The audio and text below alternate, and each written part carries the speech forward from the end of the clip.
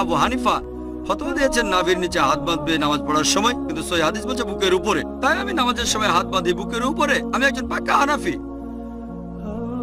ইমাম শাফি বলেছেন যদি দেখো আমার কোনো ফতোয়া আল্লাহ এবং রাসূলের বিরুদ্ধে যাচ্ছে সেটা দেওয়ালে ছুঁড়ে মারো। ইমাম শাফি বলেছেন অজু অবস্থায় কোনো মহিলাকে স্পর্শ করলে অজু ভেঙে যায়, কিন্তু সহিহ হাদিস বলছে অজু ভেঙে যায় না। তাহলে কোনো মহিলাকে অনিচ্ছাকৃতভাবে স্পর্শ করলে অজু ভেঙে যায় না। যেহেতু আমি ইমাম শাফির ফতোয়া দেওয়ালে ছুঁড়ে মেরেছি, তিনিই বলেছেন আমি একজন পাক্কা শাফি।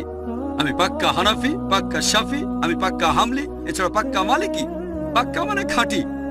আমি মেনে চলি 100%, অন্যরা মানে হয়তো 80 বা 90% অথবা আবু হানিফার 60%। আমি পুরোপুরি মেনে চলি।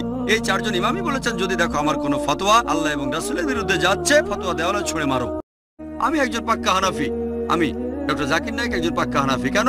আবু হানিফা ফতোয়া দিয়েছেন নাভির নিচে হাত বাঁধবে নামাজ পড়ার সময়, কিন্তু সহিহ হাদিস বলছে বুকের উপরে। তাই আমি নামাজের সময় হাত বাঁধি বুকের উপরে। আমি একজন পাক্কা হানাফি। ইমাম শাফি বলেছেন যদি দেখো আমার কোনো ফতোয়া আল্লাহ এবং রাসূলের বিরুদ্ধে যাচ্ছে সেটা দেওয়ালে ছুঁড়ে মারো। ইমাম শাফি বলেছেন অজু অবস্থায় কোনো মহিলাকে স্পর্শ করলে অজু ভেঙে যায়, কিন্তু সহিহ হাদিস বলছে অজু ভেঙে যায় না। তাহলে কোনো মহিলাকে অনিচ্ছাকৃতভাবে স্পর্শ করলে অজু ভেঙে যায় না। যেহেতু আমি ইমাম শাফির ফতোয়া দেওয়ালে ছুঁড়ে মেরেছি, তিনিই বলেছেন আমি একজন পাক্কা শাফি। আমি পাক্কা হানাফি, পাক্কা শাফি, আমি পাক্কা হামলি, এছাড়া পাক্কা মালিকি। পাক্কা মানে খাঁটি। আমি মেনে চলি 100%, অন্যরা মানে হয়তো 80 বা 90% অথবা আবু হানিফার 60%। আমি পুরোপুরি মেনে চলি। এই চারজন ইমামই বলেছেন যদি দেখো আমার কোনো ফতোয়া আল্লাহ এবং রাসূলের বিরুদ্ধে যাচ্ছে, ফতোয়া দেওয়ালে ছুঁড়ে মারো। আমি একজন পাক্কা হানাফি।